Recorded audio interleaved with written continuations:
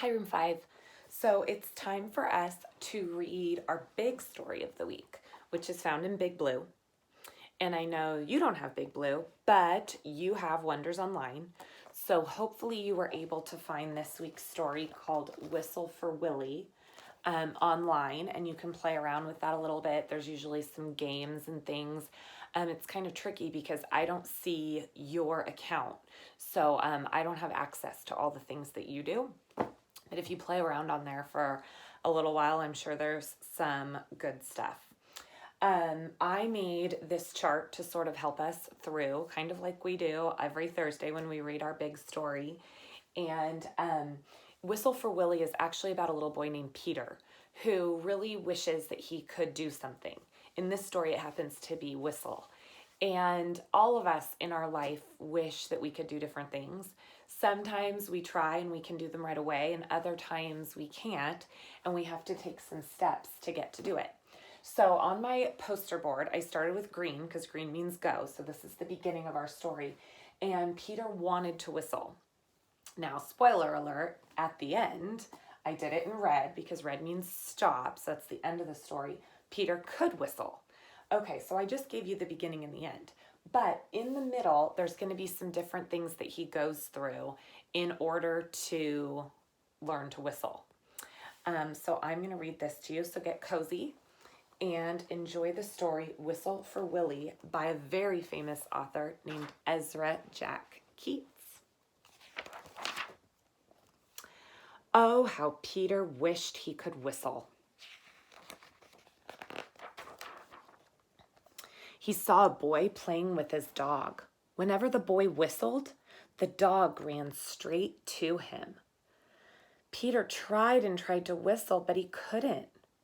So instead, he began to turn himself around and around. He whirled faster and faster.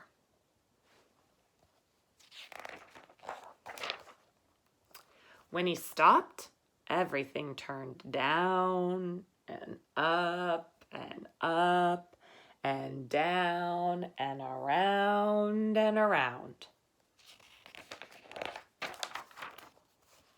Peter saw his dog, Willie, coming.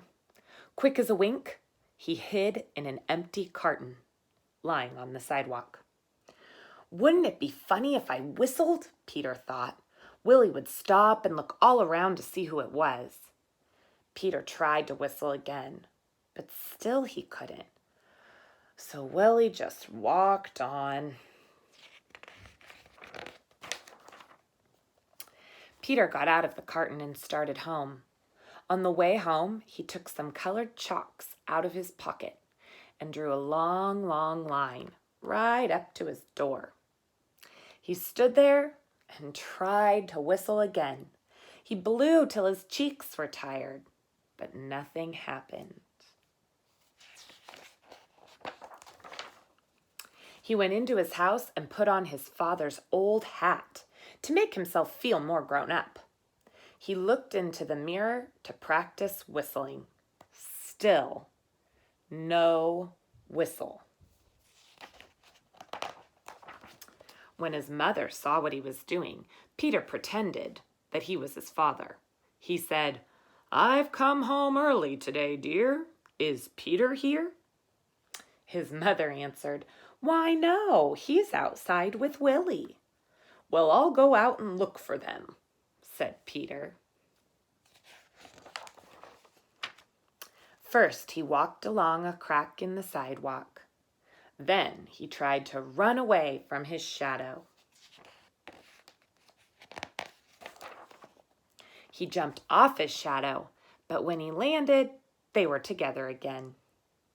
He came to the corner where the carton was, and who should he see but Willie? Peter scrambled under the carton. He blew and blew and blew. Suddenly, out came a real whistle. Willie stopped and looked around to see who it was. "It's me," Peter shouted and stood up. Willie raced straight to him. Peter ran home to show his father and mother what he could do. They loved Peter's whistling. So did Willie. Peter's mother asked him and Willie to go on an errand to the grocery store. He whistled all the way there, and he whistled all the way home. The end.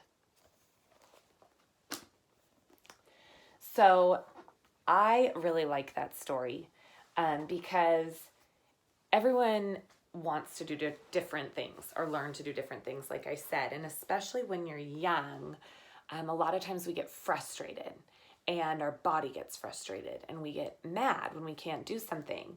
What I loved about this story was that Peter really wanted to learn how to whistle, but he never got mad or never got frustrated. The thing that he kept doing over and over and over again was practicing and trying. And if you notice, he was really patient. And you could tell he was patient, for example, on a page like this, where he would stop practicing for a little while and he would walk along a crack. Or he would chase his shadow.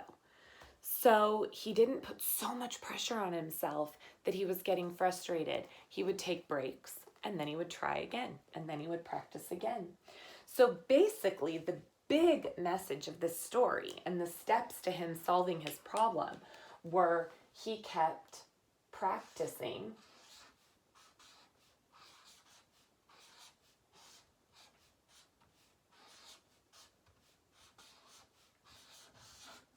and trying.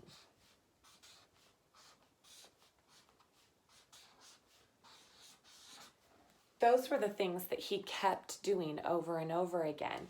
And the one awesome thing about Peter, which we can all learn from when we're trying to do something, is that he didn't get frustrated. And so that is a huge lesson for us to learn, that he took his time. So those were some of the things. If you had to fill in the middle, you could say that Peter wanted to whistle. He tried and practiced, and by the end of the story, Peter could whistle. All right. So I hope you enjoyed the story for the week, and you can work on your Google Classroom assignment about Whistle for Willie and practice whistling maybe. I am the worst. Some days I can whistle and some days I can't. I don't understand why. So I will see you soon, hopefully, whistling. Love you. Miss you. There's no place like home.